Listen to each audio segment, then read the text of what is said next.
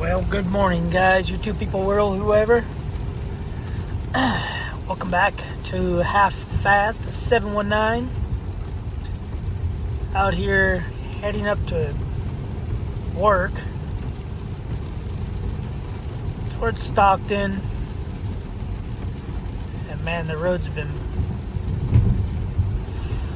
pretty flooded out here. And people just drive like idiots. Just past a guy who was spun out. Looked like he went to the shoulder a little bit and hit a little patch, and he's probably driving on some slicks, some bald tires, because he had to have that expensive SUV. But anyway, yeah. So there was a Tacoma that passed me,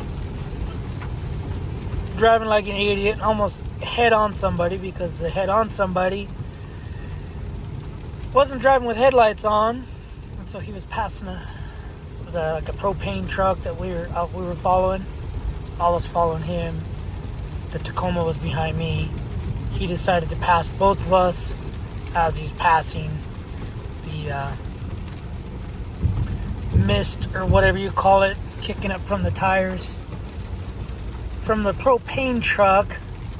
Distracted his view, and he had to cut the propane truck off. Anyway, I'm sure he's in a hurry to get wherever he was getting to. In a hurry enough to crash and get into an accident and be more late, or show up not at all. Instead of being 2 minutes late, he might not have showed up at all. Jeez. Anyway, that's how it's been the whole way so far. The whole 15 miles I've driven. So, anyway. Yeah, this is supposed to last all day until tomorrow. Today's right now is noon, 12:05, something like that. And, yeah, it's supposed to last a long time. It was raining all day yesterday.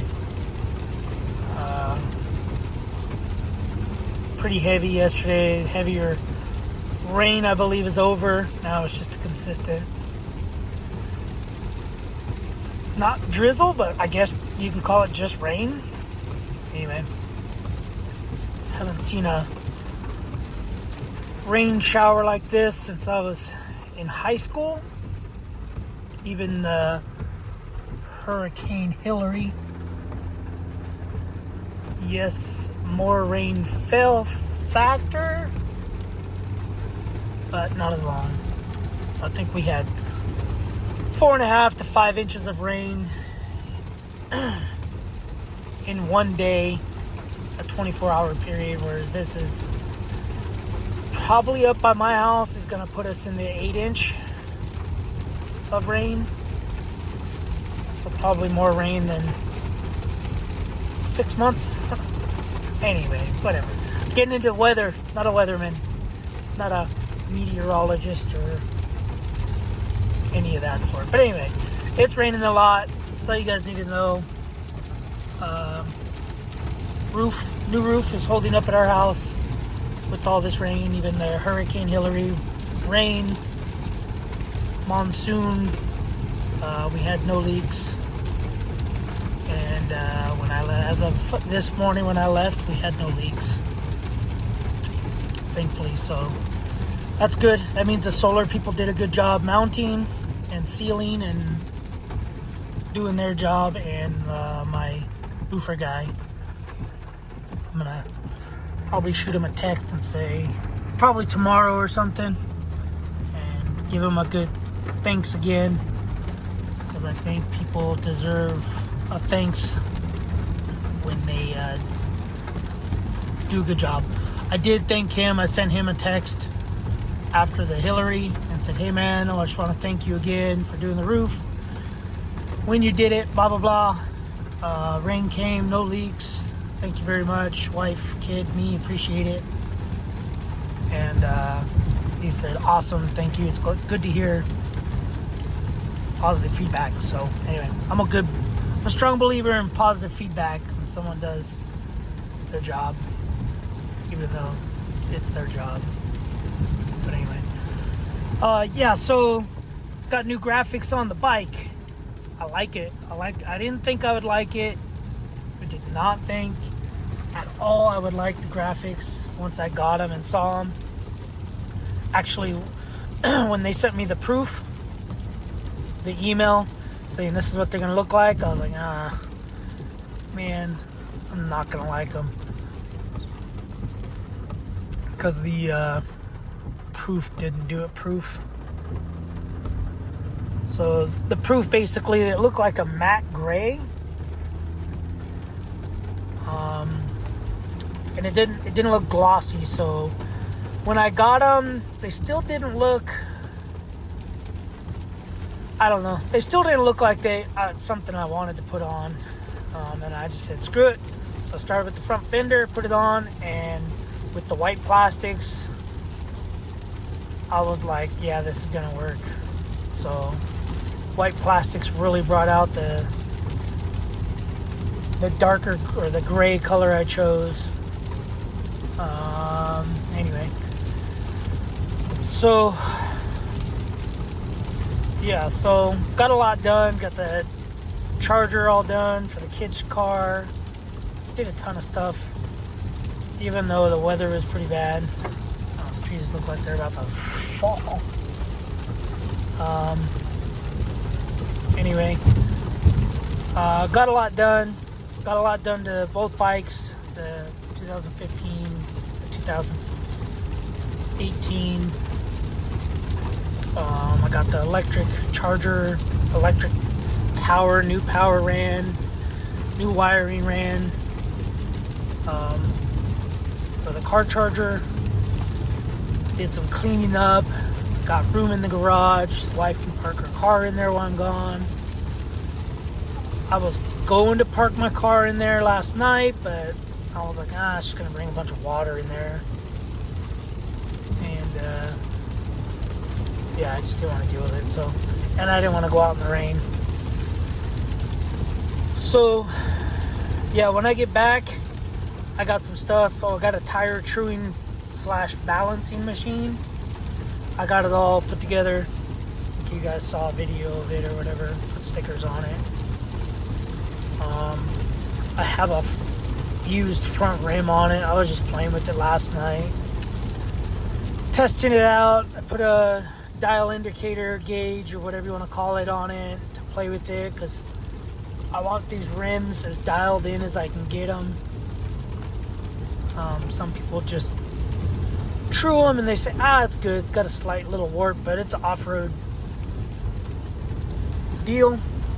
I don't want to deal with that. I want it to be as straight and no up and down movement as I can get it. I got a tire machine coming for dirt bike tires, not for cars. I wish I had a car tire machine. But dirt bike tire machine, it's the Neutron 3-minute tire machine or something like that. 3-minute dirt tire machine. It's meant for those, they call them bibs. They're solid foam insert that goes in the tire. So a buddy that just bought a bike, his bike came with, they call it tubeless. TUBLISS. It's basically a small little tube that sits low in the wheel, and then there's no tube in the tire.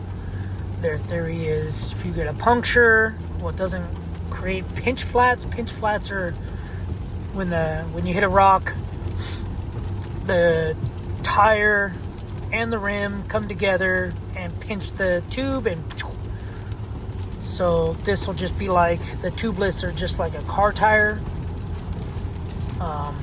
with kind of like a run flat insert, which I don't like. If I was only doing street stuff and stuff like that, yeah, it would be good, because then you don't have the reason why people don't have tubes in their street tires on cars, bikes, and stuff is because the tube moves inside the tire, which causes friction, heat, expansion. So the tube wants to expand, air pressure, all that stuff. So, which is why cars don't have tubes, because you would have blowouts. And yeah. Sorry, I gotta focus on the semi coming and blasting me with puddles, because this area gets flooded pretty good. But yeah, so I didn't want to deal with a tube on the rocks on the street, so I went with that solid deal instead of the tubeless, because if you get something in the tire in a tubeless, you can patch it, and that's what everybody goes to and says, oh, that's the greatest design. But not everybody's riding through new construction, junkyards, pallet warehouses. We're riding on jagged, sharp rocks, and they don't puncture the tire, they slice the tire. So that's why I went with the foam insert, because if you get a slash in your tire, you can still ride it. Whereas the tubeless, if you get a slash in the tire, you can still ride it, but you're not going to be able to ride it on the terrain, so you're going to have to watch where you're going. Can't go over rocks, you're going to hit the rim, bend the rim. But anyway, so that's why I went with the they're made by tubeless I can't remember the actual company, but they are a Nitro Moose bib, whatever you want to call it, insert. Anyway, so like I said on another previous video, I ordered two. They're completely wrong. So I ordered tires to fit those two. That'll work for what I do. And then I just ordered last night 2 new of the Nitro Mooses to fit in the tires. The guy I bought the first set of Nitro Moose from, I emailed him, told him the size I need, and told him, hey man, I didn't know they were tire specific. I thought they were tire size specific, and gave him the sizes I need, and he messaged me back and he was like, we don't even have that size because nobody buys that size. And so anyway, he asked what tire I'm running, and I told him, and he goes, wow, surprisingly that is the right one for that tire, but we don't have it. So anyway, but I ordered them last night. I got one that was open boxed. Basically, seems to me like the business owner, bought it, maybe bought the wrong size, and just took the lube out, because all it's missing is the lube. The tube, the box, everything's still brand new. Or the insert, it's all brand new, just missing the lube. I did buy 3 extra things of the lube, so I'll get into that when I get them installed. But basically the lube is for installation and to keep them cool when you're going on the road. So, and then there's ways to add lube to it. So if you're not doing road, you just lube it, install it, and then just leave it. But because I ride on the road to most of the spots where we go ride, I'm gonna have to cut a valve stem off of a tube, stick it in there, bolt it in there, and then like maybe every 200 miles or whatever, I'm gonna have to add lube. So they sell, or I can just make a little squeegee thing, not a squeegee, a syringe, where you just syringe it in.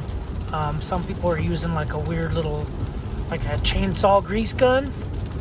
They're putting the lube in there, this way they can get higher pressure. But yeah, so I'll have to make one of those or buy one of those to keep the lube in there, because the lube, again, keeps the friction from the insert and the tire from the tire going like this, and the insert swells and expands and contracts. The tire's not going to expand and contract as much because two different materials. So anyway, I'll go over that when I get all that. But yeah, looking forward to the Neutron 3-minute tire machine or tire stand or tire changer. I'll do an unboxing when I get home, whenever I get that. Got it from Rocky Mountain. They had it on sale from $359 to $299. Plus you get, I think, $25 in Rocky Mountain bucks. So it's technically $275. Everywhere else I could find it, the cheapest I found it was $319, which was from, I can't remember, Slavens or motorsport.com. But anyway, yeah, so I got a lot of stuff coming for the bike. Well, not a ton. And yeah, it's gonna be good riding season with this rain and stuff that everybody's getting, all this moisture everybody's getting. It's gonna be new trails, obviously, because water creates new trails, or makes existing trails harder. So yeah, that's the plan. The plan is do foam inserts or neoprene or nitrogen neoprene, whatever they want to call it. And yeah, some people are getting 2,000 to 4,000 miles out of them, which is good, because that's with multiple tire changes. I think people are getting like 400 to 700 miles out of a tire. So you figure 10 tire changes, 5 to 10 tire changes. So, which is pretty good. And some people are getting, one guy got 7,000 miles out of his because he was adding gel, the cooling gel, basically maintenance. So he would change his tire. You can get the gel from companies for like $4 or $5 a tube. I, however, didn't know that and paid $9 a tube for 3 tubes. So, but I think they're bigger tubes, the ones I bought. They're 50 milliliters, or I can't remember. I'd be lying. Maybe 250 milliliters. I don't know milliliter stuff. So, but I think they're bigger tubes, because it says for 2 tires. So it's double what the inserts come with. So anyways, guys, that's it. That's all I got. Gotta make some phone calls and stay focused on the road, guys. So it's gonna be a long, boring drive to Stockton, California. Oh, and I did message the guy for the charger, that battery charger, and he said he has another one. Sorry about that. The charger that's all caught on fire. I reached out to the manufacturer, and manufacturer said because I opened it and I'm not a certified technician, there is no warranty. And I just said, okay, cool story. Thanks. Basically, in a nutshell. But anyway, whatever. Alright guys, see you on the next video. Thanks for watching. Subscribe, comment, do what you guys do. Keep being you. Don't be so gentle with all the water. This is gonna be Lake Lancaster. That's where I'm at right now. Lancaster, California. Everybody calls it land scatter, because I don't know why they call it land scatter, but I'd always thought it was because of the homeless and because the wind scatters everything, because it gets really windy out here. Later, guys.